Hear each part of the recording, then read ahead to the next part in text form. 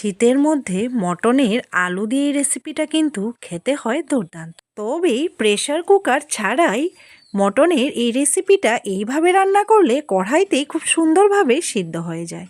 নমস্কার বন্ধুরা, স্বপ্নের রান্না আর একটি ভিডিওতে সবাইকে স্বাগত। তবে আমি এখানে মটনটাকে ভালো করে ধুয়ে এবার এখানে টক দই ইউজ করেছি।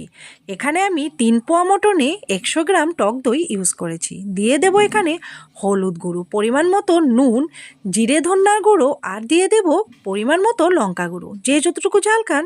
হ্যাঁ, তবে আমি এখানে কোনো ধরনের পেস্ট করা মশলা ইউজ করব না, আমি একটু অন্যভাবে ইউজ করেছি মশলাগুলো। দিয়ে দেব এখানে গ্রেট করা পেঁয়াজ, গ্রেট করা আদা, আর গ্রেট করে রাখা রসুন। আপনারা চাইলে রসুনটা থেতো করেও দিতে পারেন।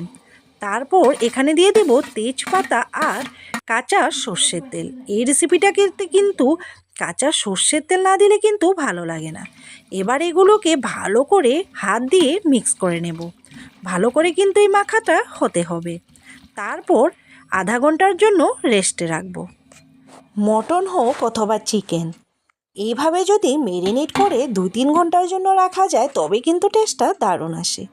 এবার এখানে আমি একটি কড়াই বসিয়ে দিয়ে দিলাম সর্ষের তেল, দিয়ে দিব এলাচি, দারচিনি আর তেজপাতা পুরনে। তবে আমি এখানে পরিমাণ মতো সর্ষের তেল দিয়েছি, কেন কি আমি আগে মেরিনেটে সর্ষের তেল ইউজ করেছি। এবার দিয়ে দেবো এখানে কুচনো পেঁয়াজ আর রসুন। রসুনটা কিন্তু অবশ্যই দিতে হবে, তবে কিন্তু টেস্টটা আরও বেশি ভালো লাগবে। তারপর এখানে আমি কাঁচা লঙ্কাও 3-4টি চিড়ে দিয়ে দিয়েছিলাম।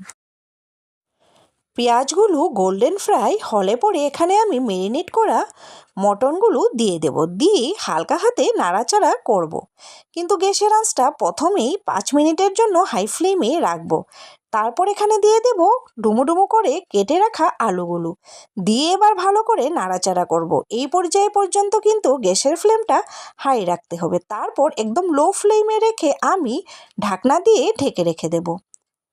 এইভাবে কিন্তু একটু পর পর ঢাকনাটা সরিয়ে নাড়াচাড়া করতে হবে, না হলে কিন্তু নিচে পোড়া লেগে যেতে পারে। আমি কিন্তু মটনটা একটু সময় লাগিয়ে সাতলানোর মধ্যেই সুন্দর করে সিদ্ধ করে ফেলবো, কোনো কুকার ইউজ করা ছাড়াই। দিয়ে দেবো এখানে গরম মশলা।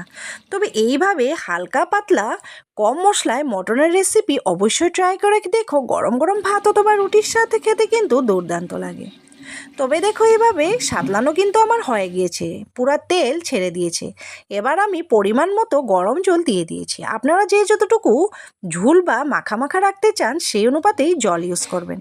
তবে রেসিপিটা দেখো রেডি, অবশ্যই কিন্তু ট্রাই করে দেখো। তবে আমার এই ভিডিওগুলো যদি ভালো লেগে থাকে লাইক, শেয়ার আর সাবস্ক্রাইব করে পাশে থাকার অনুরোধ রইল। ধন্যবাদ, সবাই ভালো থাকবে।